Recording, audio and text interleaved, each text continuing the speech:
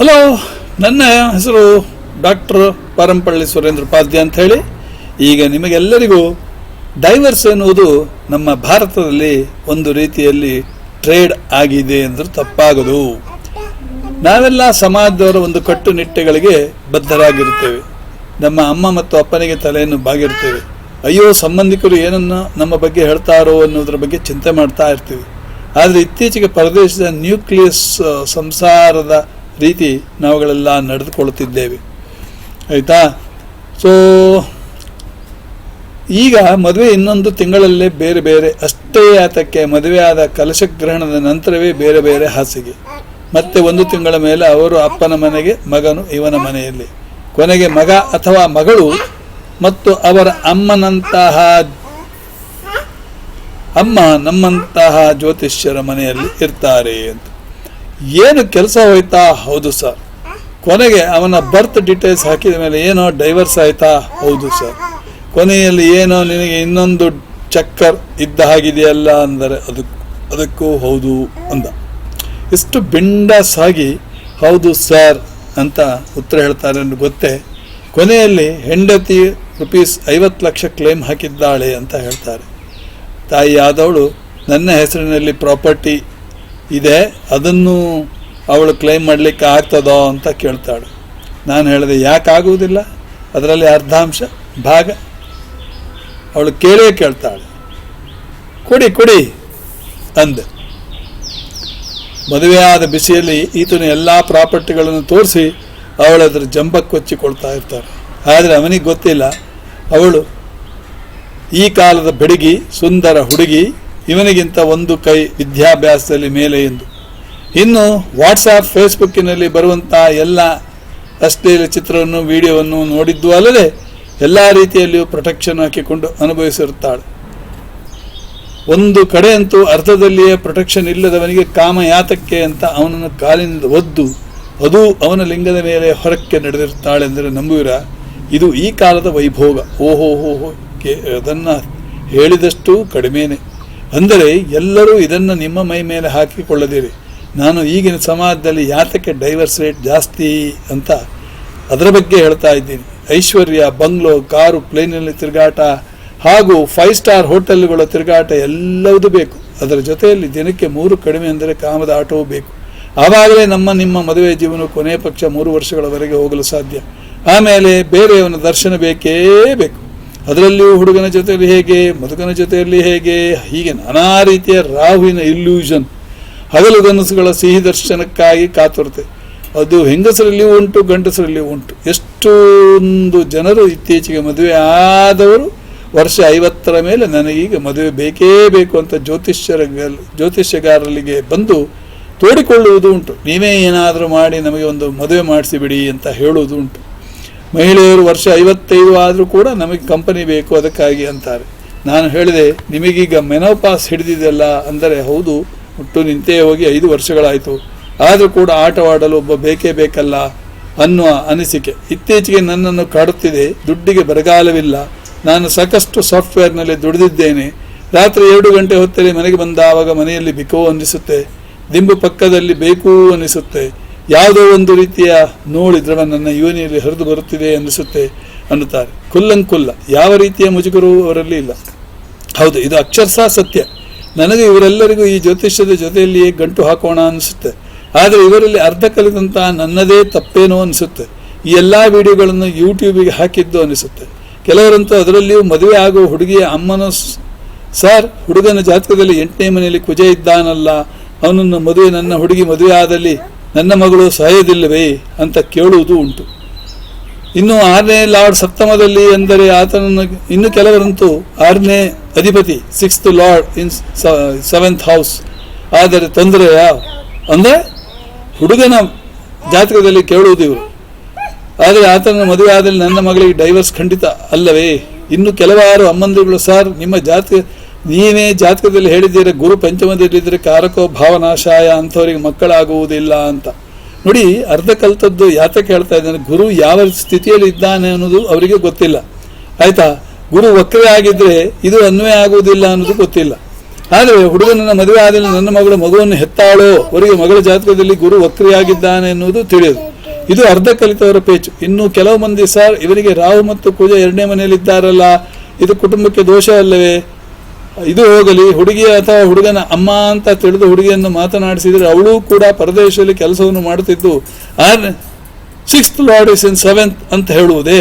ಅಬ್ಬ, ತಾಯಿಯಂತೆ ಕರು, ನಾಯಿಯಂತೆ ಬಾಲ, ಯಾವ ರೀತಿಯಲ್ಲಿ ಆ ಮೌಲ್ಡ್ ಆಗಿದೆ ನೋಡಿ ಜೀವನ ಇಂತಹ ಹುಡುಗಿಯರು ಮದುವೆ ಇಲ್ಲದೆ ಜೀವನ ಚೌಪಟ್ಟು ಮಾಡ್ಕೊಳ್ಳುವುದಿಲ್ವೇ? ಗುರೂಜಿ ಅಂತ ಹೇಳುವುದಿಲ್ಲವೇ? ನನಗೆ ಆಶ್ಚರ್ಯ. ಎಲ್ಲ ಇವಳು ಕೂಡ ಅಮ್ಮನ ಮಗಳಲ್ಲವೇ? ಆಮೇಲೆ ನನ್ನಷ್ಟಕ್ಕೆ ನಾನು ಸಮಾಧಾನ ಪಡೆದುಕೊಂಡೆ. ಯಾತಕ್ಕಂದ್ರೆ ಊರವರನ್ನೆಲ್ಲ ಸರಿ ಮಾಡಲಿಕ್ಕೆ ನನ್ನಿಂದ ಸಾಧ್ಯವೇ ಇಲ್ಲ. ಆಯ್ತಾ? ಇನ್ನೊಬ್ಬಳು ಒಳ್ಳೆಯ ವಿದ್ಯಾಭ್ಯಾಸ ಹಾಗೂ ಸಾಫ್ಟ್ವೇರ್ ಕಂಪನಿಯಲ್ಲಿ ದುಡಿತಿದ್ದಾಳೆ. ಅವಳ ವರ್ಷ 50 ಇರಬಹುದು. ಆದರೆ ಅವಳು ಕೇಳುವುದೇನೆಂದ್ರೆ ನನ್ನ ಮಗಳು ಇವಳ ಇನ್ಲಾಸಿನೊಂದಿಗೆ ಹೊಂದಾಣಿಕೆಯನ್ನು ಹೊಂದುತ್ತಾಳೋ ಅಂತ. ಅವಳಿಗೆ ಗೊತ್ತಿಲ್ಲ ಅವಳ ಮಗಳ ಜಾತಕದಲ್ಲಿ ಚಂದ್ರನಿಂದ ಅಷ್ಟಮದಲ್ಲಿ ಕುಜ ಇದ್ದ ಅಂತೇಳಿ. ಅಷ್ಟಮದಲ್ಲಿ ಕುಜ ಇದ್ರೆ ಮಾಂಗಲ್ಯ ಭಾಗ್ಯಕ್ಕೆ ಕುತ್ತು ಅಂತ ಹೇಳ್ತಾರೆ. ಆಯ್ತಾ? ಸೊ ಇದೆಲ್ಲ ಯಾತಕ್ಕೆ ಹೇಳ್ತಾ ಇದ್ದೀನಿ ಅಂದ್ರೆ ಅವರವರು ತಿಳ್ಕೊಳ್ಬೇಕು. ಹೆಚ್ಚಿಗೆ ನೀವು ನೋಡಲೇ ಹೋಗಬಾರ್ದು. ಯಾವುದು ಜಾತಕವನ್ನು ಹೆಚ್ಚಿಗೆ ನೋಡಿದಷ್ಟು ಕನ್ಫ್ಯೂಷನ್.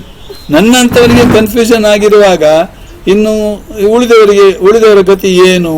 ಇನ್ನು ಕೆಲವರು ಹೇಳ್ತಾರೆ, ನಿಮ್ಮ ಹುಡುಗಿ ಹೇಳಿದ್ದುಂಟು ಏನು ಅಂದ್ರೆ, ನಿಮ್ಮ ಅತ್ತೆ ಮಾವ ಗೋಡೆ ಮೇಲಿದ್ದಾರೋ ಅಥವಾ ಗೋಡೆ ಕೆಳಗಿದ್ದಾರೋ? ಅದರ ಅರ್ಥ ಏನು? ಗೋಡೆ ಮೇಲಿದ್ದಾರೋ ಅಥವಾ ಗೋಡೆ ಕೆಳಗಿದ್ದಾರೋ ಅಂದ್ರೆ ಸತ್ತಿದ್ದಾರೋ ಅಂತ. ಆಯ್ತಾ? ಇನ್ನು ಕೆಲವರು ಹೇಳ್ತಾರೆ, ನಿಮ್ಮ ಮನೆಯಲ್ಲಿ ರಾಹುಕೇತು ಇದ್ದಾರೋ ಅಂದ್ರೆ ಅತ್ತೆ ಮಾವನನ್ನು ರಾಹುಕೇತುವಿಗೆ ಹೋಲಿಸಿದ್ದಾರೆ.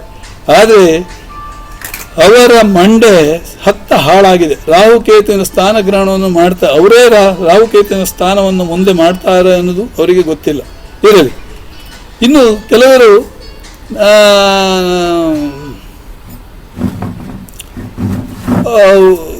ಏನು ತಿಳ್ಕೊಳ್ತಾರೆ ಅಂದ್ರೆ ಅವರಿಗೆ ಸಾವೇ ಬರುವುದಿಲ್ಲ ಅನ್ನೋ ಥರದಲ್ಲಿ ತಿಳ್ಕೊಳ್ತಾರೆ. ಪಾಪ ಕೆಲವೊಂದು ವಿಚಾರವನ್ನು ನಾವು ನೋಡಿದರೆ ಬಹಳ ಆಶ್ಚರ್ಯವಾಗ್ತಿತ್ತು ನನಗೆ. ಆಯ್ತಾ? ಸೊ ಪ್ರತಿಯೊಬ್ಬರಿಗೂ ಪುನರಪಿ ಜನನಂ ಪುನರಪಿ ಮರಣಂ ಬರುವಂತ ಏನು ತಿರುಗಿ ನಿಮಗೆ ಬರ್ತಾ ಇರ್ತದೆ. ಆಯ್ತಾ? ಈಗ ಇನ್ನು ನಮ್ಮ ಮಕ್ಕಳ ಪರಿಸ್ಥಿತಿಯನ್ನು ನೋಡಿದರೆ ಬಾಪ್ ಅನಿಸ್ತದೆ. ಮದುವೆ ಆದರೆ ಅವರನ್ನ ಅಪ್ಪ ಮತ್ತು ಅಮ್ಮನ ಸಾಲಿನಲ್ಲಿ ಸೇರಿಸಿ ಮರ್ಯಾದೆಯನ್ನು ಕೊಡುವ ಬದಲು ರಾಹು ಕೇತುವಿಗೆ ಹೋಲಿಸ್ತಾ ಇದ್ದಾರೆ. ಎಂಥ ಮಕ್ಕಳನ್ನ ಬೆಳೆಸ್ತಾ ಇದ್ದಾರೆ. ಅದನ್ನು ಅವರ ತಪ್ಪಲ್ಲ, ತಂದೆ ತಾಯಿ ತಪ್ಪಲ್ಲ, ಈಗಿನ ಸಮಾಜದ ತಪ್ಪು. ಸಮಾಜವು ಅಷ್ಟು ಬಹಳ ಫಾಸ್ಟ್ ಆಗಿ ಮುಂದೆ ಹೋಗ್ತಾ ಇದೆ. ಆಯ್ತಾ? ಇನ್ನು ಕೆಲವರು ನಾನು ಮದುವೆ ಆದರೆ ನೀವು ನಿಮ್ಮ ಅಪ್ಪ ಮತ್ತು ಅಮ್ಮನನ್ನು ಕುಂದಾಪುರದ ಯಾವುದೋ ಒಂದು ಆಸ್ಪತ್ರೆಯಲ್ಲಿ ಸೇರಿಸಿದ್ರೆ ಒಳ್ಳೇದಾಗ್ತದಲ್ಲ ಅಂತ ಹೇಳುವುದು ಉಂಟು. ಇಲ್ಲ, ಇನ್ನು ಕೆಲವರು ಅವರದ್ದೇ ಮನೆ ಆದರೂ ಕೂಡ ಮಕ್ಕಳು ದೊಡ್ಡವರಾದ ಮೇಲೆ ಅಪ್ಪ ನೀವಿನ್ನು ಬೇರೆ ಕಡೆ ಮನೆ ಹುಡುಕಿ ಅಂತ ಬಾಡಿಗೆ ಮನೆಗೆ ತಳ್ಳುವುದು ಉಂಟು. ಆಯ್ತಾ? ಇದೆಲ್ಲ ಯಾತಕ್ಕೆ ಹೇಳ್ತಾ ಇದ್ದೀನಿ ಅಂದ್ರೆ ಬಹಳಷ್ಟು ದುಃಖಯುಕ್ತವಾದಂಥ ಒಂದು ಸಮಾಜ ಅಂತ. ಇನ್ನು ಏನಂತೇಳಿ ಹೇಳುವುದು, ಇನ್ನು ಕೆಲವುದೆಲ್ಲ ಹೇಳಲಿಕ್ಕೆ ಆಗುವುದಿಲ್ಲ, ಅಸಾಧ್ಯ, ನಾನು ಅದನ್ನು ಹೇಳುವುದೂ ಇಲ್ಲ. ಇದೆಲ್ಲ ಯಾತಕ್ಕೆ ಅಂತ, ಮದುವೆ ಸ್ವರ್ಗದಲ್ಲಿ ಆಗ್ತದೆ ಅಂದರೆ ಈ ಮದುವೆ ಹೇಳ್ತಾರಲ್ಲ, marriages are made in heaven ಅಂತ ಹೇಳ್ತಾರೆ. ಆ್ಯಕ್ಚುಲಿ ಮದುವೆಯನ್ನು ಸ್ವರ್ಗದಲ್ಲಿ ಆಗ್ಬೋದು, ಆದರೆ ಈ ಡೈವರ್ಸ್ ಮಾತ್ರ ಭೂಮಿಯಲ್ಲೇ ಆಗ್ತದೆ ಅಂತ ಅದು ಯಾರಿಗೂ ಗೊತ್ತಿಲ್ಲ. ದಂಪತಿಗಳ ಸುಖ ಸಂಪತ್ತು ಶಾಂತಿ ಎಲ್ಲವುದನ್ನು ಕೊಡಿಸುತ್ತೇವೆ. ಅದೇ ಡೈವರ್ಸ್ ಎನ್ನುವುದು ನಮಗೆ ಅಶಾಂತಿಯನ್ನು ಕೊಡಿಸುತ್ತೇವೆ. ಆಯ್ತಾ? ಇದು ಹಲವಾರು ಕಾರಣಗಳು ಡೈವರ್ಸ್ಗಳು ಉಂಟು. ಆದರೆ ನೀವು ಮದುವೆ ಮುಂಚೆ ಹುಡುಗಿಯ ಬ್ಯಾಕ್ಗ್ರೌಂಡನ್ನು ಸರಿಯಾಗಿ ತಿಳ್ಕೊಳ್ಳಿ. ಕಲ್ಕತ್ತಾದಲ್ಲಿ ಈವನ್ ರಕ್ತ ಪರೀಕ್ಷೆಯನ್ನು ಕೂಡ ಮಾಡ್ತಾ ಇರ್ತಾರೆ. ಅವರು ಹುಡುಗಿಯರಿಗೆ ಹೈಯೆಸ್ಟ್ ವಿದ್ಯಾಭ್ಯಾಸವನ್ನು ಕೊಡಿಸುವುದು ಉಂಟು. ಆಮೇಲೆ ಅವರು ಈ ಮದುವೆ ಬಗ್ಗೆ ಯೋಚನೆ ಮಾಡ್ತಾ ಇರ್ತಾರೆ. ಇಲ್ಲಿ ನೋಡಿ, ಮೇಳಾಮೇಳಿಯಲ್ಲಿ ಕೆಲವರು 9 ಗುಣ ಆಗಿದ್ದು ಉಂಟು, 40 ವರ್ಷ ಜೀವನ ಮಾಡಿದ್ದು ಉಂಟು, 17 ಗುಣಗೆ 41 ವರ್ಷ ಜೀವನವಾಗಿದ್ದು ಉಂಟು. ಅಂದರೆ ಮೇಳಾಮೇಳಿಯ ಗುಣಗಳು ಇಂಪಾರ್ಟೆಂಟ್ ಅಲ್ಲ. ಇನ್ನು ಕೆಲವರಿಗೆ ಷಷ್ಟಾಷ್ಟಕ ಅಂದರೆ ಏನು ಗೊತ್ತಿಲ್ಲ, ದ್ವಾದಶ ಅಂದರೆ ಏನು ಗೊತ್ತಿಲ್ಲ, ಒಟ್ಟು ರಾಶಿಯಲ್ಲಿ ಮದುವೆ ಮಾಡ್ತಾರೆ, ಆಮೇಲೆ ಅನುಭವಿಸ್ತಾ ಇರ್ತಾರೆ. ಕೆಟ್ಟ ಗ್ರಹಗಳಾದ ಕುಜ, ರಾಹು, ಶನಿ ಮತ್ತು ರವಿ ಬೇರೆ ಬೇರೆ ಮಾಡುವಂಥ ಗ್ರಹಗಳು. ಆದ್ದರಿಂದ ಈ ಗ್ರಹಗಳಿಂದ ನೀವುಗಳು ದೂರವಿರಬೇಕಾಗ್ತದೆ. ಇವುಗಳ ಜೊತೆಯಲ್ಲಿ ಶುಕ್ರ ಮತ್ತು ಗುರು ಕೂಡ ಈ 4 ಗ್ರಹಗಳಂತೆ ಮುಖ್ಯವಾದದ್ದು. ಯಾಕೆ? ಶುಕ್ರನು ಮದುವೆ ಕಾರಕ ಗ್ರಹ. ಗುರು ಯಾರು? ಗುರು ಹೆಣ್ಣು ಮಕ್ಕಳಿಗೆ ಮದುವೆ ಗಂಡನ ಆದವ. ಆದ್ದರಿಂದ ಇವರಿಬ್ಬರು ಬಹಳ ಒಳ್ಳೆಯದಾಗಿರಬೇಕು, ಆಯ್ತಾ. ಅದೇ ಇನ್ನು ಏನು ಅಂದರೆ ಶುಕ್ರನಿಲ್ಲಿ ಆದರೂ ಕೆಟ್ಟಲ್ಲಿ, ನೀಚನಾದಲ್ಲಿ, ವಕ್ರಿಯಾದಲ್ಲಿ ಅಂದರೆ ಡೆಬಿಲಿಟೇಟೆಡ್ ಆದಲ್ಲಿ ನಿಮಗೆ ಮದುವೆ ಜೀವನದ ಅತೃಪ್ತಿಯನ್ನು ತೋರಿಸ್ತದೆ. ಅದೇ ರೀತಿಯಲ್ಲಿ ಹೆಂಗಸರ ಜಾತಕದಲ್ಲಿ ಬೃಹಸ್ಪತಿಯು ನೀಚನಾದಲ್ಲಿ, ಕಂಬಸ್ಟ್ ಆದಲ್ಲಿ, ಇಲ್ಲ 1 ಡಿಗ್ರಿ ಅಥವಾ 0 ಡಿಗ್ರಿ ಆದಲ್ಲಿ, ಇಲ್ಲ ಬೇರೆ ಬೇರೆ ಕೆಟ್ಟ ಗ್ರಹಗಳ ದೃಷ್ಟಿ ಬಿದ್ದಲ್ಲಿ ತೊಂದರೆಗಳು ಗ್ಯಾರಂಟಿ ಅಂತ, ಆಯ್ತಾ. ಇನ್ನು ಕುಂಡಲಿಯಲ್ಲಿ ಮದುವೆ ಜೀವನದ ನಂತರ ಸುಖಮಯ ಜೀವನ ಇಲ್ಲ, ಸುಖಮಯ ಜೀವನವನ್ನು ನಾವು ನೋಡಬೇಕಾದ್ರೆ 1, 2, 4, 6, 7, 8, 9, 11 ಮತ್ತು 12ನೇ ಮನೆಗಳು ನಿರ್ಧರಿಸುತ್ತವೆ. ಇವುಗಳಲ್ಲದೆ ಉಪಪಾದ ಲಗ್ನವನ್ನು ನೀವು ಚೆಕ್ ಮಾಡಬೇಕಾಗತ್ತೆ. ಉಪಪಾದ ಲಗ್ನ ಅಂದರೆ ಏನು ಅಂತ ಕೇಳಬಹುದು ನೀವು. ಉಪಪಾದ ಲಗ್ನ ಅಂದರೆ ಲಗ್ನದಿಂದ 12ನೇ ಮನೆಯ ಅಧಿಪತಿ, 12ನೇ ಮನೆಯ ಅಧಿಪತಿಯಿಂದ ನೀವು ಆ 12ನೇ ಮನೆ ಅಧಿಪತಿ ಎಲ್ಲಿದ್ದಾನೆ ಅಂತ ನೋಡ್ಕೊಳ್ಬೇಕು. ಸಪೋಸ್ 12ನೇ ಮನೆ ವೃಷಭ ಲಗ್ನ ಅಂತ ಇಟ್ಕೊಳ್ಳಿ, 12ನೇ ಮನೆ ಅಧಿಪತಿ ಯಾವುದು? ಕುಜ ಆಯಿತು. ಆ ಕುಜ 4ನೇ ಮನೆಯಲ್ಲಿ ಇದ್ದಾನೆ ಅಂತ ಅಂದರೆ ಎಲ್ಲಿ? ವೃಷಭ ಲಗ್ನದಿಂದ 4ನೇ ವೃಷಭ, ಮಿಥುನ, ಕಟಕ, ಸಿಂಹ.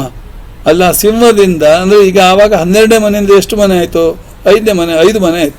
ಆವಾಗ ಸಿಂಹದಿಂದ ಮತ್ತೆ 5 ಮನೆ ಹಾಕಿ, ಸಿಂಹ, ಕನ್ಯಾ, ತುಲಾ, ವೃಶ್ಚಿಕ, ಧನು ಅಂದರೆ ಉಪಪಾದ ಲಗ್ನ ಧನು ರಾಶಿಯಲ್ಲಿ ಬಂದ ಹಾಗಾಯಿತು. ಆ ಉಪಪಾದ ಲಗ್ನದಿಂದ 2ನೇ ಮನೆಯ ಮೇಲೆ ಯಾವ ಕೆಟ್ಟ ಗ್ರಹಗಳ ದೃಷ್ಟಿಯು ಬರಬಾರದು, ಆಯಿತಾ. ಇಲ್ಲಿ ಒಂದು ಜಾತಕವನ್ನು ಕೊಟ್ಟಿದ್ದೇನೆ. ಇಲ್ಲಿ ಏನಂದ್ರೆ ಉಪಪಾದ ಲಗ್ನ ಮಿಥುನ ಲಗ್ನ, ಕೇತು 2ನೇ ಮನೆ, ಶನಿ ಮತ್ತು ಸೂರ್ಯ 4ನೇ ಮನೆ ಕನ್ಯಾದಲ್ಲಿ, ಶುಕ್ರ ಮತ್ತು ಬುಧ ತುಲಾದಲ್ಲಿ, ಮಂಗಲ್ ಧನುರಲ್ಲಿ, ರಾಹು ಅಷ್ಟಮದಲ್ಲಿ, ಗುರು ವಕ್ರಿಯಾಗಿ ಮೇಷದಲ್ಲಿ 11ನೇ ಮನೆಯಲ್ಲಿ, ಚಂದ್ರ ವರ್ಗೋತ್ತಮನಾಗಿ 12ನೇ ಮನೆಯಲ್ಲಿ ಇದ್ದಾನೆ. ಇವರದ್ದು ಉಪಪಾದ ಲಗ್ನ ಎಲ್ಲಿ ಬರ್ತದೆ? ಉಪಪಾದ ಲಗ್ನ ಬರೋದು ಮೀನದಲ್ಲಿ. ಯಾಕೆ ನೋಡಿ, 12ನೇ ಮನೆ ಯಾರು ಆಯಿತು? ಚಂದ್ರ. ಇಲ್ಲಿ ಶುಕ್ರ ಆಯಿತು. ಶುಕ್ರ ಎಲ್ಲಿದ್ದಾನೆ? 12ನೇ ಮನೆಯಿಂದ 6ನೇ ಮನೆಯಲ್ಲಿದ್ದಾನೆ, ತುಲಾದಲ್ಲಿ. ತುಲಾದಿಂದ 6ನೇ ಮನೆ ಲೆಕ್ಕ ಹಾಕಿ, ಆವಾಗ ಅದು ಮೀನ ಬರ್ತದೆ, ಆಯಿತಾ. ಇನ್ನು 4ನೇ ಭಾವ ಫ್ಯಾಮಿಲಿಗೆ ಸಂತೋಷದ ಮನೆ. 4ನೇ ಮನೆ ಮತ್ತು 4ನೇ ಮನೆ ಅಧಿಪತಿಗೆ ಏನಾದರೂ ಕೆಟ್ಟ ಗ್ರಹಗಳ ಸಂಬಂಧ ಇಲ್ಲ ದೃಷ್ಟಿ ಬಿದ್ದಲ್ಲಿ ಅಲ್ಲಿ ಸಂತೋಷಕ್ಕೆ ಅಡ್ಡಿ ಆತಂಕಗಳು ಶುರು. ಅದು 4ನೇ ಭಾವ ಬಹಳ ಸ್ಟ್ರಾಂಗ್ ಇದ್ದಲ್ಲಿ ಅಥವಾ 4ನೇ ಮನೆಯ ಅಧಿಪತಿ ಒಳ್ಳೆಯ ಭಾವದಲ್ಲಿ ಶುಭಗ್ರಹಗಳ ಯುತಿಯಲ್ಲಾದರೂ ಇದ್ದಲ್ಲಿ ಡೈವರ್ಸ್ ಆಗಲಿಕ್ಕೆ ಇಲ್ಲ ಅಂತ ನಮ್ಮ ಒಂದು ಅಭಿಪ್ರಾಯ. ಇನ್ನು 7ನೇ ಮನೆ, ಅದು 7ನೇ ಮನೆಯು ಮದುವೆಗೆ ಮುಖ್ಯವಾದದ್ದು. ಅದು ಮದುವೆಗೆ ಮಾತ್ರ ಅಲ್ಲದೆ ಬೇರೆ ಬೇರೆ ರೀತಿಯ ಸಂಬಂಧಗಳಿಗೆ ಅಂದರೆ ಪಾರ್ಟ್ನರ್ಶಿಪ್ಪಿಗೂ 7ನೇ ಮನೆ ಕಾರಕ. ಆದ್ದರಿಂದ 7ನೇ ಮನೆ ವೀಕ್ ಆಗಿದ್ದಲ್ಲಿ, ಇಲ್ಲ ಅದಕ್ಕೆ ಅಫ್ಲಿಕ್ಷನ್ ಆಗಿದ್ದಲ್ಲಿ ಜಾತಕನಿಗೆ ಒಳ್ಳೆಯ ಮದುವೆ ಯೋಗವಿಲ್ಲ ಅಂತ ತಿಳಿದುಕೊಳ್ಬೇಕು. ಅದೇ ಯಾವುದಾದ್ರೂ ಶುಭಗ್ರಹಗಳ ದೃಷ್ಟಿ ಇಲ್ಲದೆ ಹೋದಲ್ಲಿ, ಇಲ್ಲ ಯುತಿ ಇಲ್ಲವಾದಲ್ಲಿ ಮದುವೆ ಜೀವನ ಕಷ್ಟಕರವಾಗ್ತದೆ ಅಂತ. ಇನ್ನು 8ನೇ ಮನೆಯು ಕಾಮಕ್ರೀಡೆಗಳಿಗಾಗಿ ಇಲ್ಲ ಸೀಕ್ರೆಟ್ ಹೌಸ್. ಎಲ್ಲ ಮನೆಗಳಿಗಿಂತ 8ನೇ ಮನೆಯು ಕೆಟ್ಟ ಮನೆ. ಇಲ್ಲಿ ಎಲ್ಲ ಅಡಗಿಕೊಂಡಿರುವಂತಹ ವಿಷಯಗಳು ಹೊರಗೆ ಬರ್ತದೆ. ಇದು ಕಾಮದ ಮನೆ. ಇದು 7ನೇ ಮನೆಗೆ 2ನೇ ಮನೆ ಅಂದರೆ 7ನೇ ಮನೆಯು ಕಾರಕತ್ವಗಳೆಲ್ಲಾದರೂ ಇರಬೇಕಾದರೆ ಈ ಮನೆಯು ಸರಿ ಇರಬೇಕಷ್ಟೇ. ಒಂದು ವೇಳೆ 8ನೇ ಮನೆಯಲ್ಲಿ ಕೆಟ್ಟ ಗ್ರಹಗಳಾದ ರಾಹು, ಶನಿ, ಕುಜ, ಇಲ್ಲ ರವಿ ಇದ್ದಲ್ಲಿ, ಅಥವಾ ಕೆಟ್ಟ ಗ್ರಹಗಳ ದೃಷ್ಟಿ ಬಿದ್ದಲ್ಲಿ, ಅಥವಾ 8ನೇ ಮನೆಯು 7ನೇ ಮನೆಯೊಂದಿಗೆ ಇಲ್ಲ ಅಧಿಪತಿಯೊಂದಿಗೆ ಕನೆಕ್ಷನ್ ಮಾಡಿದ್ದಲ್ಲಿ ಮದುವೆ ಜೀವನಕ್ಕೆ ತೊಂದರೆಗಳು ಖಾತ್ರಿ. ಈ 8ನೇ ಭಾವ ಎಕ್ಸ್ಟ್ರಾ ಮ್ಯಾರಿಟಲ್ ಅಫೇರ್ಸ್ಗಳಿಗೆ ಮುಖ್ಯವಾದ ಮನೆ ಆಗಿರುತ್ತೆ. 12ನೇ ಮನೆಯು ಬೆಡ್ಲಿ ಸಂತೋಷಕ್ಕೆ, ಹ್ಯಾಪಿನೆಸ್ಸಿಗೆ. ಇಲ್ಲಿ ಏನಾದರೂ ಎಫ್ಲಿಕ್ಷನ್ ಆಗಿದ್ದಲ್ಲಿ ನಿಮ್ಮ ಹಾಸಿಗೆ ಸುಗು ಕೆಟ್ಟು ಓದಿತು.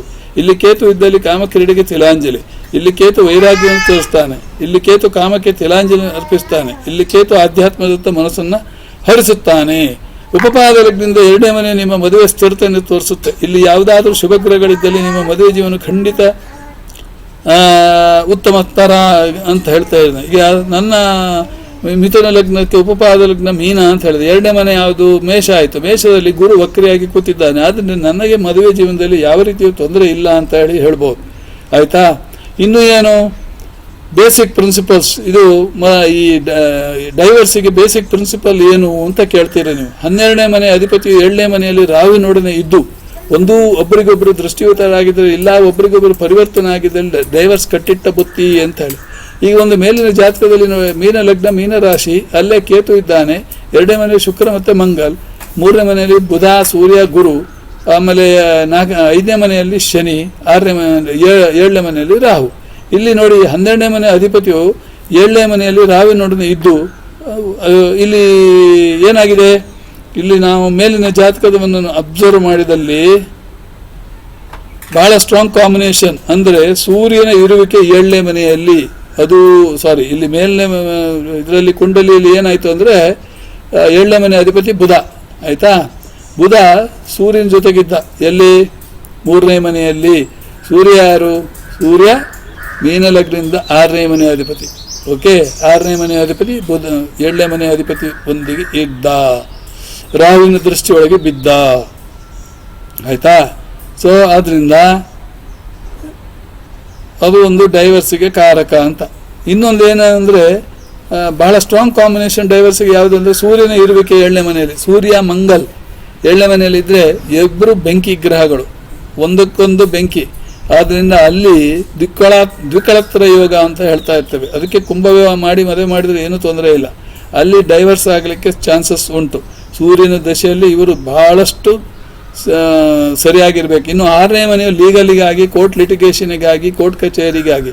6ನೇ ಭಾವು ಯಾತಕ್ಕೆ ಹೇಳ್ತಾ ಇದ್ದೀನಿ ಅಂದರೆ 6ನೇ ಭಾವು 7ನೇ ಭಾವಕ್ಕೆ 12ನೇ ಮನೆ. ಸೊ ಅದರಿಂದ ಇಲ್ಲಿ ಎಲ್ಲ ಉಲ್ಟಾ ಪಲ್ಟಾ ಆಗ್ತದೆ. ಏನಾಗ್ತದೆ, ಒಂದು ರೀತಿಯಲ್ಲಿ 6ನೇ ಮನೆ ಅಧಿಪತಿ 7ನೇ ಮನೆಯಲ್ಲಿ ಮತ್ತು ಉಲ್ಟಾ ಇದ್ದಲ್ಲಿ, ಓಕೆ, ವೈಸ್ ವರ್ಷ ಇದ್ದಲ್ಲಿ, ಅಥವಾ 6ನೇ ಮನೆ ಅಧಿಪತಿಯು 7ನೇ ಮನೆ ಅಧಿಪತಿಯು ಯುತಿ ಹೊಂದಿದಲ್ಲಿ ಇಲ್ಲಿ ಡೈವರ್ಸ್ ಗ್ಯಾರಂಟಿ, ಕೋರ್ಟ್ ಕಚೇರಿ ಮುಖಾಂತರವೇ ಡೈವರ್ಸ್ ಆಗ್ತದೆ ಅಂತ. ಈಗ ಈ ಮೇಲಿನ ಜಾತಕದಲ್ಲಿ ನೋಡಿ, 7ನೇ ಮನೆ ಅಧಿಪತಿಯಾದ ಬುಧನು 6ನೇ ಮನೆ ಅಧಿಪತಿಯಾದ ಸೂರ್ಯನೊಂದಿಗೆ ಉಪಸ್ಥಿತನು, ಜೊತೆಯಲ್ಲಿ ಲಗ್ನಾಧಿಪತಿಯಾದ ಹಾಗೂ ದಶಮ ಸ್ಥಾನಾಧಿಪತಿ ಗುರು ಇರುವ ಆದರೆ ಶತ್ರುವಿನ ಮನೆಯಲ್ಲಿ, ಮತ್ತೆ ರಾಹು ಸಪ್ತಮದಲ್ಲಿ ವ್ಯಸ್ತನು. ಚಂದ್ರ ಬೇರೆ ರಾಹುವಿನ ದೃಷ್ಟಿಯಲ್ಲಿ ಆದ್ದರಿಂದ ಇನ್ನೂ 7 ವರ್ಷವಾದರೂ ಕೋರ್ಟಿನಿಂದ ತೀರ್ಪಿನಿಂದ ಹೊರಗೆ ಬರಲಿಲ್ಲ. ಆಯಿತಾ, ಇನ್ನೊಂದು ಗಮ್ಮತ್ತು ಏನಂದರೆ, ನೀವೆಲ್ಲ ಶುಕ್ರ ಒಳ್ಳೆಯವನು ಅಂತ ತಿಳಿದಿದ್ದೀರ. ಆದರೆ ಆತನೇ 6ನೇ ಮನೆ ಅಧಿಪತಿಯೊಂದಿಗಿದ್ದರೆ ಅಥವಾ 6ನೇ ಮನೆಯಲ್ಲಿ ಶುಕ್ರನಿದ್ದರೆ ಅದು ಕೂಡ ನಿಮ್ಮ ಡೈವರ್ಸ್ ಡೆಫಿನೇಷನ್ಗೆ ಬರ್ತದೆ. ಆದರೆ 7ನೇ ಮನೆಯ ರಾಹು, ಶನಿ, ಸೂರ್ಯ ಮತ್ತು ಮಂಗಲ ಪ್ರಭಾವಕ್ಕೆ ಒಳಗಾಗಬೇಕಷ್ಟೇ. ಆಯಿತಾ, ಇನ್ನು ಕೆಲವೊಮ್ಮೆ 4ನೇ ಮನೆ 6ನೇ ಭಾವಾಧಿಪತಿ ಕೆಟ್ಟಿದ್ದಲ್ಲಿ ಅಥವಾ 4ನೇ ಮನೆ ಅಧಿಪತಿ ಮತ್ತು 6ನೇ ಮನೆ ಅಧಿಪತಿ ಯುತಿಯನ್ನು ಹೊಂದಿದ್ರಲ್ಲಿ ಕೂಡ ನಿಮಗೆ ಡೈವರ್ಸ್ ಆಗುತ್ತದೆ. ಆಯಿತಾ, ಸೊ ಡೈವರ್ಸ್ ಆಗ್ತದೆ. ಅಂದರೆ ಡೈವರ್ಸಿಗೆ ಏನು ಗೊತ್ತಾ, 6, 8, 12ನೇ ಮನೆಯನ್ನು ನೀವು ನೋಡ್ತಾ ಇರಬೇಕಾಗತ್ತೆ.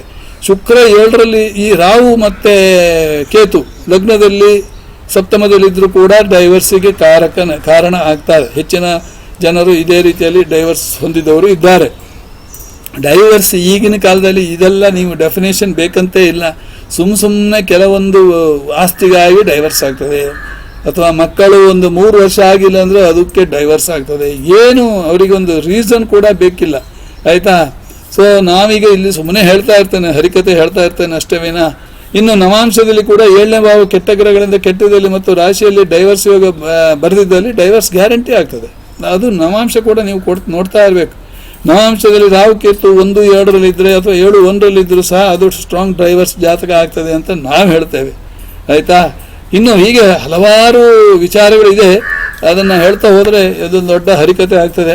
ಇಷ್ಟಕ್ಕೆ ನಾನು ನಿಲ್ಲಿಸ್ತೇನೆ. ಎಷ್ಟು ಅರ್ಥವಾಗ್ತದೋ ಅಷ್ಟು ಅರ್ಥ ಮಾಡಿಕೊಳ್ಳಿ. ಇನ್ನು ಮುಂದೆ ನೋಡಬೇಕಾದ ಸ್ವಲ್ಪ ಮಟ್ಟಿಗೆ ಹೆಚ್ಚಿಗೆ ನೋಡ್ಲಿಕ್ಕೆ ಹೋಗಬೇಡಿ.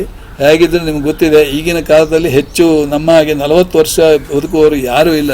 ಮದುವೆ ಜೀವನ ಎಲ್ಲ ಒಂದು 10 ವರ್ಷ, ನನ್ನ ಪ್ರಕಾರ ಒಂದು 10 ವರ್ಷ ಸುಖ ಜೀವನವನ್ನು ನಡೆಸಿದರೆ ಅಷ್ಟೇ ಸಾಕು ಅಂತ ನಾನು ಹೇಳ್ತೇನೆ ಈಗಿನ ಕಾಲದಲ್ಲಿ. ಆಯಿತಾ, ಇಷ್ಟನ್ನು ಹೇಳಿ ಇಲ್ಲಿಗೆ ಮುಗಿಸ್ತೇನೆ. ನಮಸ್ಕಾರ.